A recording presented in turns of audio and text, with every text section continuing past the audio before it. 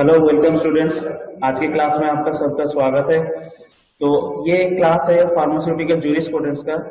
और इस pharmaceutical jurisprudence में जो अगर प्रीवियस क्लास की बात करें तो प्रीवियस क्लास में हमने फार्मेसी एक्ट 1948 के बारे में पढ़ रहे थे। ओके, फार्मेसी एक्ट 1948 में हमने ऑलरेडी फार्मेसी एक्ट के इंट्रोडक्शन के बारे में, तो उसके ऑब्जेक्टिव और पर्पस के बारे में पढ़ लिया है। इसके बाद फार्मेसी एक्ट के तहत जो भी काउंसिल बनाया गया था उस काउंसिल के बारे में हमने देखा कि काउंसिल में कौन से टाइप के मेंबर थे और उस काउंसिल का फंक्शंस देखा था। तो जनरली जिस ऑब्जेक्ट से फार्मेसी एक्ट 1948 बनाया गया था वो ऑब्जेक्ट था कि to regulate the uniform education system throughout the India, as well as to regulate uniform business or uniform profession throughout the India. Okay? तो ये फार्मेसी एजुकेशन और फार्मेसी प्रोफेशन को यूनिफॉर्मली इंडिया में रेगुलेट करना, यही था prime objective to form this pharmacy council of India as well as the prime objective of pharmacy act 1948। तो इस ऑब्जेक्टिव के तहत जैसे कोई भी फार्मासिस्ट कोई भी एजुकेशन लेके पास होता है उसके बाद उसे रजिस्ट्रेशन किया जाता है, उसका रजिस्ट्रेशन होता है। तो उस रजिस्ट्रेशन के लिए जो भी मिनिमम क्वालिफिकेशन होना चाहिए उस क्वालिफिकेशन को इंडिकेट करता है दिस एजुकेशन रेगुलेशन और ईआर। शॉर्ट फॉर्म में इसे ईआर कहा जाता है। This is a very important topic of pharmacy act 1948, जिस ईआर में हमें जनरली क्या देखा जाता है कि कैसे करके कंप्लीट इंडिया में कोई भी एजुकेशन रेगुलेशन या मिनिमम रिक्वायरमेंट ऑफ एजुकेशन होना चाहिए, ये हमें बताता है। ठीक है, तो ये एजुकेशन ऑफ रेगुलेशन अगर बता जाए तो ये सेक्शन 10 ऑफ द एक्ट बना था। और ये एक्ट कौन सा है? ये एक्ट है फार्मेसी एक्ट 1948। ठीक है, ये एक्ट है फार्मेसी एक्ट 1948, जिसके हमने अलग अलग चैप्टर देखा था। तो इस चैप्टर में जनरली एक चैप्टर था नॉर्मल इंट्रोडक्शन और एक चैप्टर था normal pharmacy council of India, एक चैप्टर था normal state pharmacy council along with that. तो अलग अलग चैप्टर में अलग अलग सेक्शन दिया गया था, एज ए बताया था आपको, एज ए टोटल 46 सेक्शन है। तो सेक्शन 10 में ये बताता है एजुकेशन रेगुलेशन। ठीक है, कि कैसे तरह से हमारे कंप्लीट एजुकेशन रेगुलेट हो सकता है। ठीक है, तो what are the minimum requirements to follow in the education regulation, वो अब हम धीरे धीरे देखेंगे। ठीक है, तो the silent feature of this education regulations are, the education regulation according to Pharmacy Act are minimum requirements for the course।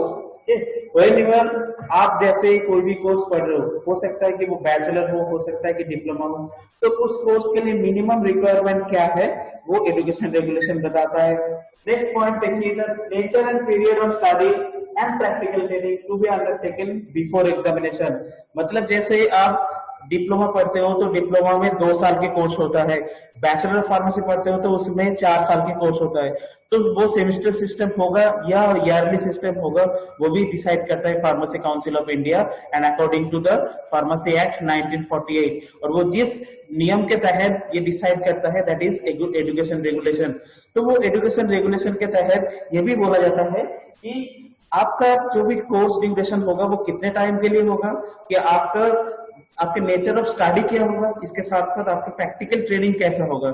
अगर प्रैक्टिकल ट्रेनिंग आप सपोज बैचलर ऑफ फार्मेसी में कर रहे हो तो बैचलर ऑफ फार्मेसी में हर सेमेस्टर में हर subject में किस टाइप का प्रैक्टिकल ट्रेनिंग होना चाहिए, या डिप्लोमा कर रहे हो तो डिप्लोमा में हर सब्जेक्ट में कैसा प्रैक्टिकल ट्रेनिंग होना चाहिए। इसके साथ साथ प्रैक्टिकल ट्रेनिंग के इस तहत आता है कि जैसे आप डिप्लोमा पास कर जाओगे तो डिप्लोमा पास करने के बाद जैसे एक हॉस्पिटल ट्रेनिंग होता है, तो वो हॉस्पिटल ट्रेनिंग किस टाइप का होना चाहिए वो भी एजुकेशन रेगुलेशन बताता है। कि उसमें बताया जाता है कि that not less than 500 hours.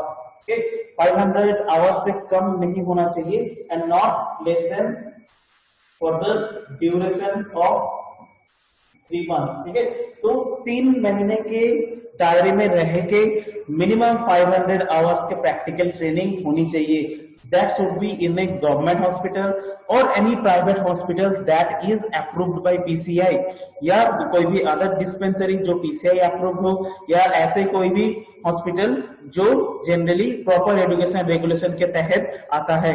तो इस 500 आवर्स से भी उसके अंदर से 250 आवर्स 250 आवर्स मतलब approx 50% of this practical training after diploma should be prescription को हैंडलिंग करना, कि कैसे आप मेडिसिन डिस्पेंस करते हो, तो उसके ऊपर मिनिमम 250 आवर्स आपको स्पेंड करना है out of 500 hours in the practical training after completing the diploma program. ठीक है, तो ये था second regulation of education regulation. Third regulation में क्या था कि minimum equipments and facilities to be provided. तो minimum equipments and facilities to be provided during the course. अब जैसे कोर्स में आता है कि हर सब्जेक्ट आता है, तो हर सब्जेक्ट के बेस पे हर प्रैक्टिकल आता है। तो प्रैक्टिकल की जैसे ही हम बात करते हैं तो हर प्रैक्टिकल के लिए अलग अलग इंस्ट्रूमेंट चाहिए होता है, इक्विपमेंट्स चाहिए होते हैं। फार्मास्यूटिक्स के लिए कुछ अलग इक्विपमेंट्स चाहिए होता है, फार्मास्यूटिकल केमिस्ट्री के लिए कुछ अलग इक्विपमेंट्स चाहिए होता है, ह्यूमन एनाटॉमी फिजियोलॉजी के लिए कुछ अलग इक्विपमेंट्स चाहिए होता है, फार्माकोलॉजी के लिए कुछ अलग इक्विपमेंट्स चाहिए। तो हर इक्विपमेंट्स मिनिमम क्या होना चाहिए, क्या नहीं होना चाहिए, वो एजुकेशन रेगुलेशन बताता है। और एजुकेशन रेगुलेशन को फॉलो करते ही जनरली हर कॉलेज में या कोई भी इंस्टीट्यूशन में क्या होता है कि वो मिनिमम इक्विपमेंट्स होता है। अगर मिनिमम इक्विपमेंट्स उसका फुलफिल नहीं होता तो क्या होता है कि उन कॉलेजेस को या उन इंस्टीट्यूशन को फार्मेसी काउंसिल ऑफ इंडिया अपना मान्यता नहीं देता है, या मतलब उसमें जैसे इंस्पेक्शन होता है तो वो फॉल्ट दिखाई देता है, इसके साथ साथ वो अपना इंस्पेक्शन विथड्रॉ कर लेता है, और इसके साथ साथ उसके जो भी अप्रूवल कोर्सेस है तो वो अप्रूवल कोर्स के लिस्ट से हट जाएगा कि उस इंस्टीट्यूशन में ये कोर्स PCI अप्रूव नहीं है। ठीक है, इसके साथ साथ फोर्थ पॉइंट में subjects and their standards to be attend. मतलब कौन से सेमेस्टर में कौन सा सब्जेक्ट होगा, और उस सब्जेक्ट ही नहीं सिर्फ सब्जेक्ट के अंदर कौन से टॉपिक ऐसे होनी चाहिए जो कि हमारे फार्मेसी प्रोफेशन और फार्मेसी एजुकेशन को स्टैंडर्ड को अपलिफ्ट करे। तो वो चीजें धीरे धीरे एजुकेशन रेगुलेशन में बताया गया है। इसके साथ साथ फिफ्थ पॉइंट पे any other condition for the examination, जैसे ही अगर एग्जामिनेशन होने के लिए जैसे मिनिमम सब्जेक्ट या मिनिमम प्रैक्टिकल ट्रेनिंग, कितना घंटा थ्योरी होना चाहिए, कितना घंटा प्रैक्टिकल होना चाहिए, ये जैसे प्रिस्क्राइब है। इसके साथ साथ अगर दूसरा कोई भी कंडीशन लागू किया जाता है वो इस पॉइंट में आता है any other condition for examination. तो एग्जामिनेशन मतलब इवैल्यूएशन। तो जैसे ही आप किसी कोर्स में आओगे, इसके साथ साथ कोर्स कंप्लीट करोगे, तो उसके एग्जामिनेशन से पता चलेगा कि आप सही तरह से चीजें सीखा है कि नहीं। तो ये एग्जामिनेशन के पर्सपेक्टिव ऑफ व्यू से ये एजुकेशन रेगुलेशन लिस्टेड किया गया। तो ये 5 पॉइंट है, इस 5 पॉइंट को आप अलग अलग से भी डिस्क्राइब कर सकते हो। दैट इज द जैसे यहाँ पे एक पॉइंट पे लिखा गया था nature and period of study and practical training. तो इसमें स्टडी मतलब नॉर्मल थ्योरी भी है, नॉर्मल प्रैक्टिकल भी है। इसे 2 पॉइंट के भी आप बता सकते हो। ठीक है, अगर एजुकेशन रेगुलेशन की बात करें तो एजुकेशन रेगुलेशन जैसे आप लोगों को बताया, फार्मेसी एक्ट आया था 1948 में, इसके बाद 1949 में आया था फार्मेसी काउंसिल ऑफ इंडिया। तो इस फार्मेसी काउंसिल ऑफ इंडिया के बाद ही उन्होंने एजुकेशन रेगुलेशन बनाया था। तो एजुकेशन रेगुलेशन इंडिया में फर्स्ट आया था 1953, जुलाई मंथ ऑफ 1953 में एजुकेशन रेगुलेशन आया था। उसके बाद बहुत बार इसे अमेंडमेंट किया गया था। जो करंट एजुकेशन रेगुलेशन है that is 1991, that is 4th edition और 4th amendment of this education regulation, और 4th ईयर कहा जाता है। जैसे 1953 में फर्स्ट एजुकेशन रेगुलेशन हुआ था, इसके बाद 1972 में आया था सेकेंड रेगुलेशन, 1981 में आया था थर्ड रेगुलेशन, और जो करंट एजुकेशन रेगुलेशन जिसके तहत डिप्लोमा 2 ईयर, इसके साथ प्रैक्टिकल ट्रेनिंग कितना होगा, बैचलर ऑफ फार्मेसी 4 ईयर, इसमें 8 सेमेस्टर, उसके साथ साथ कौन सा सेमेस्टर में कौन सा सब्जेक्ट रहेगा, मिनिमम कितना प्रैक्टिकल ट्रेनिंग या मिनिमम कितना थ्योरी आवर्स होना चाहिए, तो सारे चीजें ER 91 के तहत कहा गया है। अब ये एजुकेशन रेगुलेशन 91 में जैसे ही कोई भी रेगुलेशन किया जाता है या अमेंडमेंट किया जाता है, that is by the central council, और सेंट्रल काउंसिल मतलब pharmacy council of India under the guidance of central government. जैसे हमने बताया था कि सेक्शन 10 के तहत ये बनाया गया था। तो सेंट्रल गवर्नमेंट के डायरेक्ट इसमें इन्वॉल्वमेंट रहता है, जिसके अंडर नॉर्मल सेंट्रल काउंसिल बनाता है। जैसे सेंट्रल काउंसिल बनाता है तो उसकी जिम्मेदारी ये बनता है कि जैसे हर स्टेट में वो इस चीजों को फॉरवर्ड करें। जैसे ही आपके एजुकेशन रेगुलेशन बन जाता है तो एजुकेशन रेगुलेशन ऑफिशियल गैजेट में निकलता है। ऑफिशियल गैजेट से पहले पहले उसे स्टेट फार्मेसी में भेजा जाता है हर इंस्टीट्यूशन को। तो वो हर इंस्टीट्यूशन उस रेगुलेशन को अपनाएगा या उसमें कोई भी चेंजेस होता है तो उसे 3 महीने के अंदर सेंट्रल काउंसिल को बताना पड़ता है। अगर कोई भी चेंजेस नहीं है तो इस दौरान क्या किया जाता है कि official gazette of central council that is the pharmacy council of India के वेबसाइट, इसके साथ साथ उसमें जो भी मैगजीन रिलीज होता है उस मैगजीन में पब्लिश किया जाता है और उस चीजों को हर स्टेट में लागू किया जाता है। लेकिन ये हर स्टेट में कौन से टाइम से कौन से ड्यूरेशन से ये लागू होगा ये स्टेट फार्मेसी काउंसिल या स्टेट फार्मेसी गवर्नमेंट डिसाइड करता है। ठीक है, तो ये था एजुकेशन रेगुलेशन के बारे में, तो आपको समझ में आया होगा।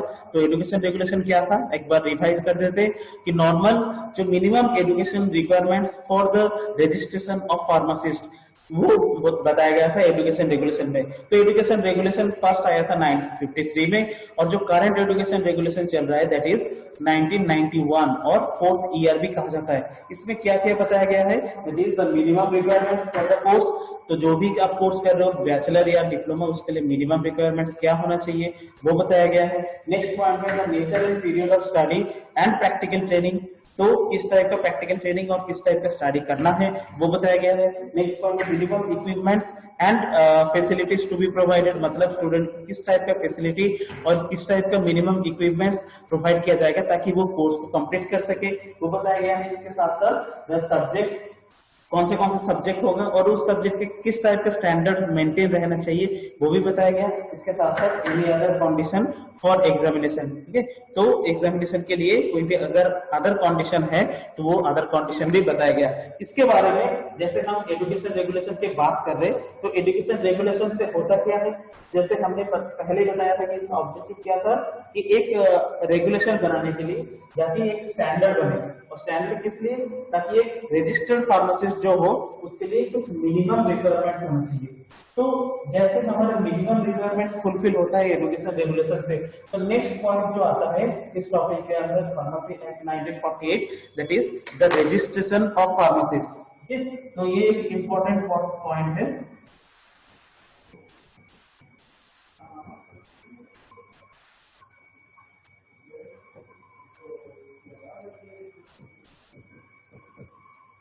This is the registration of pharmacist. आप लोगों के मन में बहुत ज्यादा इस चीज को लेके क्यूरियोसिटी है कि जैसे आप पास कर जाओगे डिप्लोमा, इसके साथ साथ पास कर जाओगे सपोज बैचलर डिग्री, तो आपको कैसे रजिस्ट्रेशन करना है और कहाँ पे जाके आप अपना रजिस्ट्रेशन करें। दो चीजें यहाँ पे क्लियर होनी चाहिए। जैसे कोई भी शॉप खोलता है that is based upon the license और लाइसेंस बनता है रजिस्ट्रेशन से। तो आप अगर जैसे फार्मेसी कोर्स कर रहे हो या फार्मेसी डिग्री ले रहे हो तो आप अपने आप को रजिस्टर्ड करोगे तब जाके आप रजिस्टर्ड फार्मेसी कहलाओगे। ठीक है, तो रजिस्टर्ड फार्मासिस्ट के लिए एक रजिस्टर होता है that is maintained by the state pharmacy council. ठीक है, दैट इज एसपीसी। तो सपोज आप हो सकते हैं कि दिल्ली का हो तो दिल्ली फार्मेसी काउंसिल होगा। सपोज आप उत्तराखंड का हो तो उत्तराखंड स्टेट फार्मेसी काउंसिल के अंदर, उत्तर प्रदेश के हो तो उत्तर प्रदेश फार्मेसी काउंसिल, या कोई भी दूसरा कर्नाटक के हो तो कर्नाटक फार्मेसी काउंसिल। तो हर एक स्टेट में अलग अलग फार्मेसी काउंसिल है। तो उस काउंसिल में सबसे पहले आपका नाम रजिस्टर होता है, उस रजिस्ट्रेशन के थ्रू ही आपका सेंट्रल काउंसिल में आपका नाम जाता है। तो वो रजिस्ट्रेशन प्रोसेस क्या है वो सबसे पहले मैं आपको एक नॉर्मल एक फ्लो के तहत बता देता हूँ। तो सबसे पहले आपको लेनी है डिग्री। कौन सा degree? That is the minimum requirements for pharmacist for qualified as pharmacist. तो हो सकता है वो डिप्लोमा या हो सकता है वो बैचलर। ठीक है, तो यही दो डिग्री को मिनिमम रिक्वायरमेंट्स कहा गया, diploma pharmacy and bachelor pharmacy. लेकिन ये ए कैटेगरी फार्मासिस्ट के लिए है, लेकिन पहले जब ये डिप्लोमा और डिग्री या एजुकेशन रेगुलेशन अच्छी तरह से नहीं था, तो तब बहुत सारे टाइप के जैसे बिजनेसमैन हो गया या फार्मासिस्ट हो गया, तो उन लोगों को ये डिग्री दिया गया था या नॉर्मल रजिस्ट्रेशन किया गया था। तो उसके लिए कुछ रिक्वायरमेंट्स था, जैसे सपोज 3 साल कोई भी फार्मेसी के अंदर काम कर रहा है, या 3 साल कोई भी अगर गवर्नमेंट या स्टेट गवर्नमेंट कोई भी क्वालिफाइंग एग्जामिनेशन लिया है, उस एग्जामिनेशन में अगर पास किया है तो वो क्वालिफाइड फार्मासिस्ट हो सकता है। तो वो पुराना बात था। अभी जो नया रजिस्ट्रेशन प्रोसेस है, तो आपको सबसे पहले एक डिग्री लेनी होगी। डिग्री के बाद आपको एप्लीकेशन करना है।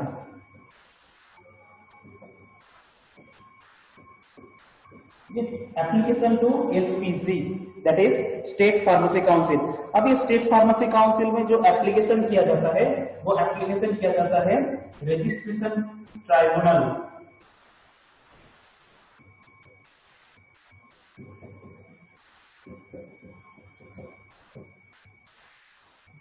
जो आप एप्लीकेशन करोगे उस एरिया का नाम है रजिस्ट्रेशन ट्राइब्यूनल। हर स्टेट में एक रजिस्ट्रेशन ट्राइब्यूनल होता है जिसके अंदर कुछ मेंबर रहता है। तो सबसे जो पहला मेंबर है वो है रजिस्ट्रार। इसके साथ साथ अदर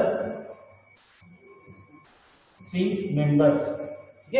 तो जो रजिस्ट्रेशन ट्राइब्यूनल होता है, सपोज आप उत्तराखंड के हो तो उत्तराखंड फार्मेसी काउंसिल में जाओगे तो उसका एक रजिस्ट्रेशन ट्राइब्यूनल है जिसके अंदर मेंबर रहता है रजिस्ट्रार, इसके साथ साथ अदर 3 मेंबर्स। ठीक है, जो रजिस्ट्रार होता है वही होता है उस ट्राइब्यूनल का सेक्रेटरी। ठीक है, तो जैसे ही आप एप्लीकेशन करोगे तो एप्लीकेशन टू द रजिस्टर होगी, उसका प्रॉपर एप्लीकेशन फॉर्म है, तो उस एप्लीकेशन फॉर्म में आपको ये रजिस्ट्रेशन एप्लीकेशन करना होगा। तो रजिस्ट्रेशन जैसे ही एप्लीकेशन करोगे विथ द डॉक्यूमेंट्स, तो ये डॉक्यूमेंट वेरिफिकेशन होता है।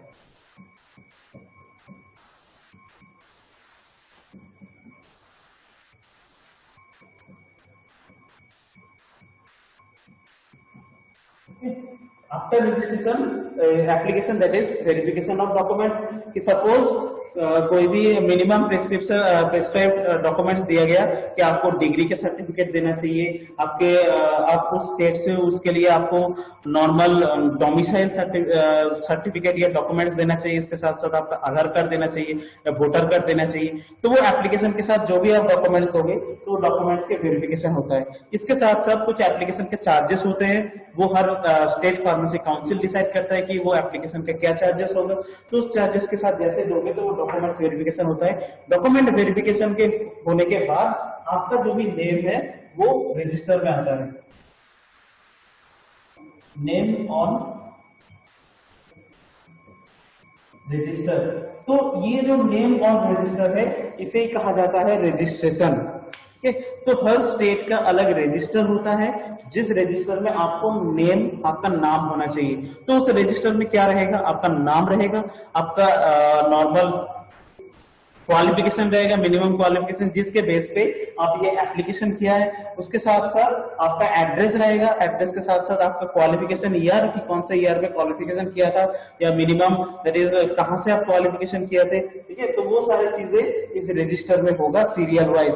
ठीक है, तो जैसे सीरियल वाइज रजिस्टर में होगा, इसके साथ साथ आपको एक सर्टिफिकेट दिया जाता है,